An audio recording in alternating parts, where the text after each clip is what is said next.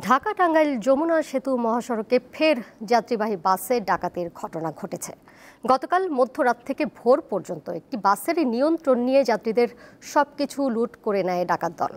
বাসের চালক ও যাত্রীরা জানান, মঙ্গলবার রাত 8টার দিকে আবদুল্লাপুর থেকে আল ইমরান পরিবহনের একটি যাত্রীবাহী বাস রংপুরের উদ্দেশ্যে যাত্রা করে। পথে সাভারের নরসিংহপুর বাইপাইল আশুলিয়া থেকে কিছু যাত্রী ওঠে। ওয়ালটন বিএলডিসি ফ্যান খরচ বাঁচে 65% পর্যন্ত।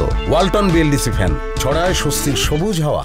বাসটি যমুনা সেতুর পূর্ব প্রান্তের সংযোগ সড়কের কয়েক কিলোমিটার অতিক্রম করার পর যাত্রী বেশি 10-12 জন ডাকাত ছুরি চাপাতি সহ দেশীয় অস্ত্রের মুখে চালকের কাছ থেকে বাসের নিয়ন্ত্রণ নেয়।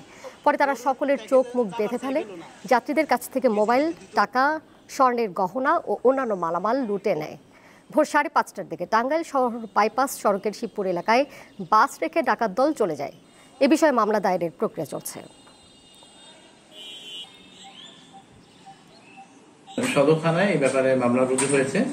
আর ডাকাতি করার সময় নারীদের হয়তো গায়ে কিছুটা হাত দিয়েছে, তারা চেক করার জন্য যে তারা কোথাও কিছু লুকিয়ে রেখেছে কিনা, এই জন্য এই ডাকাতির সাথে তৎস শিরোধাহানি মামলা আমরা এখানে নিয়েছি।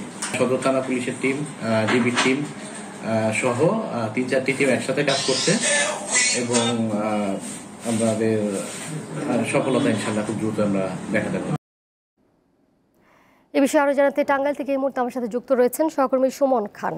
সুমন, ডাকাত দলের কাউকে কি এখন পর্যন্ত পুলিশ আটক করতে পেরেছে কিনা জানাবেন।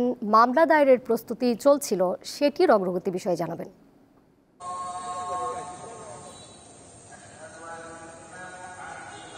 জি দোলা, শুরুতেই আপনাকে ধন্যবাদ। মামলা প্রক্রিয়ার যে মিনু মিয়া নামে একজন ব্যক্তি বাদী হয়ে উনি 8-10 জন অজ্ঞাতনামা লোকের নামে ডাকাতের নামে মামলা রুজু করেছে। এই বিষয়ে আপনাকে আরেকটি তথ্য আমি জানিয়ে রাখি। অতিরিক্ত পুলিশ সুপার সাথে আমি কথা বলেছি, তিনি আমাকে জানিয়েছেন যে ঘটনার পরিপ্রেক্ষিতেই যে পুলিশের একাধিক টিম, র্যাব সহ এবং ডিবির একাধিক টিম সহ মাঠে কাজ করছে।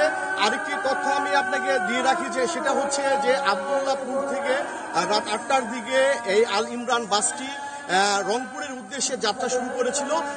পথের মধ্যেই ডাকাত চক্র উঠে যায় 8-10 জনের একটি টিম। যমুনা রেল সেতুর পূর্ব পারে রাত 11টার দিকে ঘটনাস্থলে পৌঁছালে তাৎক্ষণিক ডাকাতদের দল যে ছিল সেই দলগুলো তাদের যে কার্যক্রম সে কার্যক্রম শুরু করে এবং কি যাত্রীরা ব্যাপক ভয়ে আত্মচিৎকার শুরু করলেও আশেপাশে থেকে কোনো সহযোগিতা তারা পায়নি। তারপরে ডাকাত দল কিছুক্ষণ পরে বাসটি ইউটার্ন করে ঢাকার সাভারে চন্দ্রা পর্যন্ত নিয়ে যায়। তো চন্দ্রা পর্যন্ত নিয়ে গেলে ডাকাত দল ওই জায়গা থেকে চলে যায়। তারপরে সকালবেলা আশিকপুর বাইপাস থেকে হেলপারের মাধ্যমে পুলিশ, সদর থানা পুলিশকে অবহিত করলে পুলিশ তাৎক্ষণিক বাসটি উদ্ধার করে। আপনাকে আরেকটি তথ্য আমি জানিয়ে রাখি যে ডাকাত চক্রের যে একাধিক টিম এবং কি এই ডাকাতির ঘটনা প্রায় ঢাকা টাঙ্গাইল হাইওয়েতে ঘটে থাকে। ইতিমধ্যে আমরা দেখেছি বেশ কিছু ডাকাত চক্র ধরার পরেও এরা আর থামতেছে না। আরেকটা বিষয় আপনাকে আমি জানিয়ে রাখি যে টাঙ্গাইলের পুলিশ সুপারের সাথে আমি কথা বলেছি, যে তিনি আমাকে জানিয়েছেন যে এই ঘটনার দ্রুতই সমাধানের চেষ্টা করবে এবং কি ডাকাত চক্রের যে সক্রিয় টিম তাদের ধরার চেষ্টা করবে। তো এই ছিল টাঙ্গাইল থেকে আমার কাছে সর্বশেষ তথ্য। দোলা, টাঙ্গাইল থেকে সরাসরি যুক্ত ছিলেন সহকর্মী সুমন খান।